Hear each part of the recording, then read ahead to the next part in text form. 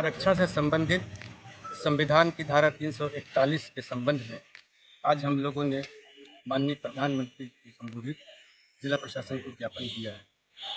यह प्रकरण यह है कि आज़ादी के बाद भारतीय लोकतंत्र का, भारतीय संविधान का सबसे पहला जो उद्देश्य ये रहा है कि समाज के पिछड़े लोगों को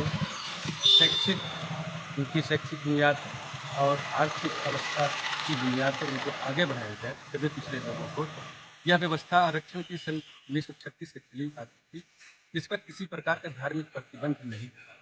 समाज के हर वर्ग के अनुसूचित जाति, अनुसूचित जनजाति, उनको आरक्षण का लाभ मिलता था। लेकिन आज़ादी के बाद प्रथम सरकार पंडित जवाहरलाल नेहरू जी के जो नेतृत्व में गठित थी, उसने एक विशेष अध्यादेश पारित करके एक धार्मिक प्रतिबंध लगा दिया कि यह व्यवस्था सिर्फ हिंदू मजहब के मानने वालों को आरक्षण का लाभ मिलेगा और जो उस धर्म के मानने वाले नहीं हैं उनको यह लाभ नहीं मिलेगा। क्या मांग है आपकी? मांग यह है जो आरक्षण से संबंधित धारा 341 है, उसमें जो अमेंडमेंट हुआ है, उस अमेंडमेंट के आधार पर मुस्लिम जो मुसलमान और जो ईसाई मजहब के जो अनुसूचित जाति हैं, अनुसूचित जनजाति हैं, उनको आरक्षण से बाहर कर दिया गया। यह एक विशेष ऑर्डिनेंस, विशेष अध्यादेश द्वारा 1950 में पंडित जवाहरलाल नेहरू जी की जो सरकार थी, उसमें एक अध्यादेश के माध्यम से इसको प्रतिबंध लगा दिया। जबकि 1956 में सिखों ने क्या मांग है आपकी? मांग आरक्षण की है कि मुस्लिम जो अनुसूचित जाति के हैं, मुस्लिम अनुसूचित जनजाति के लोग हैं, उनको आरक्षण का लाभ मिले। क्या नाम है आपका? हमें अंसार अहमद खान कहते हैं। मैं राष्ट्रीय उलमा काउंसिल का उत्तर प्रदेश पर। जौनपुर के कलेक्ट्रेट परिसर में राष्ट्रीय उलमा काउंसिल के जिलाध्यक्ष मोशाहिद अली खान के नेतृत्व में दर्जनों सदस्यों ने प्रधानमंत्री को संबोधित मांग पत्र जिला प्रशासन को सौंपा।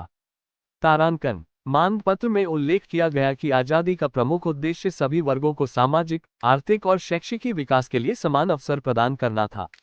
ज्ञापन में बताया गया कि स्वतंत्र भारत की पहली कांग्रेस सरकार ने अनुच्छेद 341 में संशोधन कर धार्मिक प्रतिबंध लगा दिया।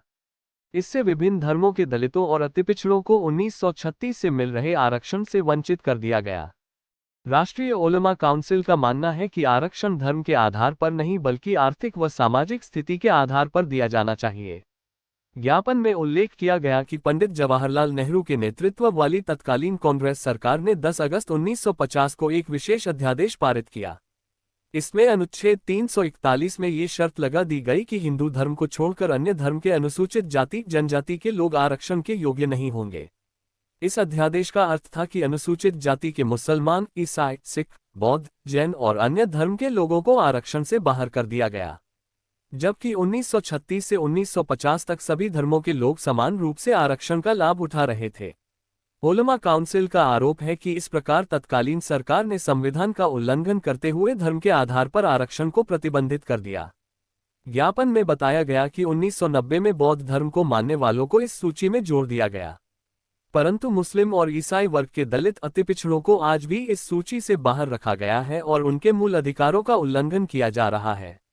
इस भेदभाव के कारण मेहतर, मोची, खाटी, धोबी, नट, लालबेगी, दफाली, हलालखोर और हेला आदि मुस्लिम व ईसाई जातियां हिंदुओं की तरह समान पेशे से जुड़ी हैं। लेकिन हिंदू दलित जातियां सरकारी नौकरियों, राजनीति, शिक्षा व रोजगार आदि में आरक्षण पाती हैं, जबकि वही पेशा करने वाले मुसलमान व ईसाई जातियों को इससे वंचित रखा गया है।